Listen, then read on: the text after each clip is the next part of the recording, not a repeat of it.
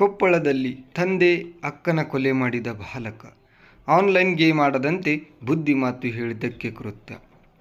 ಬಂಧುಗಳೇ, ಮೊಬೈಲ್ನಲ್ಲಿ online game ಆಡದಂತೆ ಬುದ್ಧಿವಾದ ಹೇಳಿದ್ದಕ್ಕೆ 17 ವರ್ಷದ ಬಾಲಕನೊಬ್ಬ ತನ್ನ ತಂದೆ ತಾಯಿ ಅಕ್ಕನಿಗೆ ಚಾಕುವಿನಿಂದ ಇರಿದಿದ್ದು ತಂದೆ ಹಾಗೂ ಅಕ್ಕ ಸಾವನ್ನಪ್ಪಿದ್ದರೆ ತಾಯಿ ಗಂಭೀರವಾಗಿ ಗಾಯಗೊಂಡಿರುವ ಘಟನೆ ತಾಲೂಕಿನ ಹೊಸ ಅಯೋಧ್ಯೆ ಗ್ರಾಮದಲ್ಲಿ ಶನಿವಾರ ರಾತ್ರಿ ನಡೆದಿದೆ. ತಂದೆ ವೆಂಕಟ್ ನಾಯ್ಡು 45 ವಯಸ್ಸವರಿಗೆ, ಅಕ್ಕ ಪ್ರಗತಿ 19 ವರ್ಷದವಳು ಮೃತರು.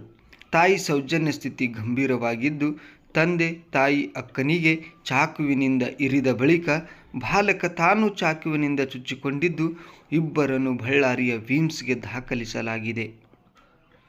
ಏನಿದು ಘಟನೆ?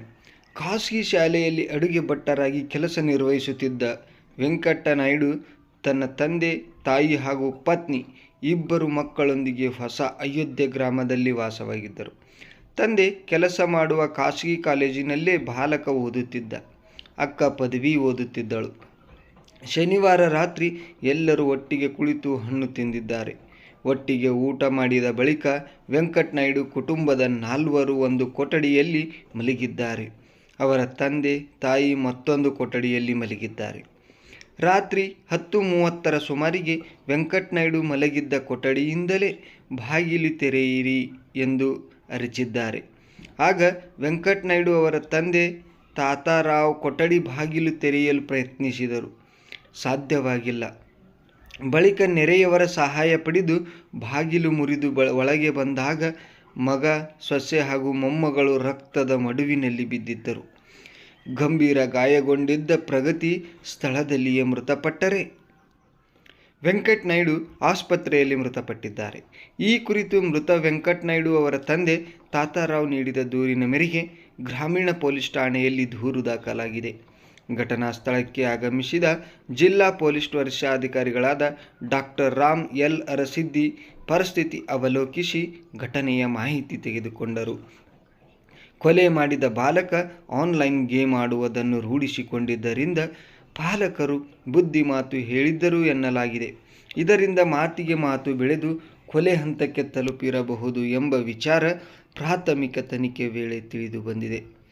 ಬಂಧುಗಳೇ, ನೋಡಿದ್ರಲ್ಲ, ಮಕ್ಕಳ ಕೈಯಲ್ಲಿ ಮೊಬೈಲ್ ಕೊಡುವ ಬದಲು ಒಂದು ಪುಸ್ತಕವನ್ನಾದರೂ ಕೊಟ್ಟರೆ ಅವರ ಜೀವನದಲ್ಲಿ ಒಂದು ಗುರಿ ಮುಟ್ಟಬಹುದು.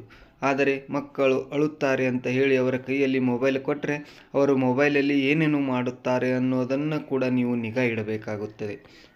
ಇಲ್ಲಾಂದರೆ ಇತ್ತೀಚಿನ ದಿನಗಳಲ್ಲಿ ನಾವು ನೋಡುತ್ತಿರುವ ಹಾಗೆ ಏನಾಗಿದೆ ಅಂದರೆ, ಮಕ್ಕಳು ಮೊಬೈಲ್ನಲ್ಲಿ ಆನ್ಲೈನ್ ಗೇಮ್ ಆಡುವ ಗೀಳಿಗೆ ಬಿದ್ದು ತಮ್ಮ ಮಾನಸಿಕ ಸ್ಥಿತಿಯನ್ನೇ ಕಳೆದುಕೊಂಡು ಒಂಥರ ಮಾನಸಿಕ ವ್ಯಕ್ತಿಗಳ ಹಾಗೆ ವರ್ತಿಸುತ್ತಿದ್ದಾರೆ. ಹಾಗಾಗಿ ಈ ಘಟನೆಯು ಕೂಡ ಅದೇ ರೀತಿಯಲ್ಲಿ ನಡೆದಿರಬಹುದು ಎಂದು ಶಂಕಿಸಲಾಗಿದೆ. ಸ್ನೇಹಿತರೆ, ಮಕ್ಕಳ ಕೈಯಲ್ಲಿ ಮೊಬೈಲ್ ಕೊಡುವ ಮುನ್ನ ಎಚ್ಚರ ವಹಿಸಿ, ಇಲ್ಲದೆ ಹೋದರೆ ನಿಮ್ಮ ಪ್ರಾಣಕ್ಕೂ ಕೂಡ ಕುತ್ತು ಬರಬಹುದು. ಒಂದು ವೇಳೆ ಮಕ್ಕಳು ಆ ಆನ್ಲೈನ್ ಗೇಮಿಗೆ ರೂಢಿಸಿಕೊಂಡಿದ್ದರೆ ಅವರನ್ನು ಸಂಯಮದಿಂದ ಮಾತನಾಡಿಸಿ ಅವರಿಗೆ ಬುದ್ಧಿವಾದ ಹೇಳಲು ಪ್ರಯತ್ನ ಮಾಡಿ. ಗದರಿಸೋದಾಗಲಿ ಹೊಡೆಯೋದಾಗಲಿ ಮಾಡಿದರೆ ಅವರ ಮನಸ್ಸಿನ ಸ್ಥಿತಿ ಹೇಗಿರುತ್ತದೆ ಎಂದು ಅವರ ಕಂಟ್ರೋಲಲ್ಲಿ ಕೂಡ ಇರುವುದಿಲ್ಲ. ಹಾಗಾಗಿ ಇನ್ನು ಮುಂದೆ ಮಕ್ಕಳ ಕೈಯಲ್ಲಿ ಮೊಬೈಲ್ ಕೊಡುವುದಕ್ಕಿಂತ ಮುಂಚೆ ಎಚ್ಚರಿಕೆ ವಹಿಸಿ. ಏಕೆಂದರೆ ಈ ಘಟನೆಯನ್ನು ನೋಡಿದರೆ ಎಂಥವರಿಗೂ ಕರುಳು ಕಿತ್ತು ಬರುತ್ತದೆ. ಬೆಳೆದು ಜೀವನದಲ್ಲಿ ಏನೇನೋ ಆಸೆ ಹೊತ್ತು ಕನಸು ಹೊತ್ತು ಬೆಳೆಯಬೇಕಾದ ಸಣ್ಣ ಮಗಳು ಕೂಡ ಸಾವನ್ನಪ್ಪಿದ್ದಾಳೆ.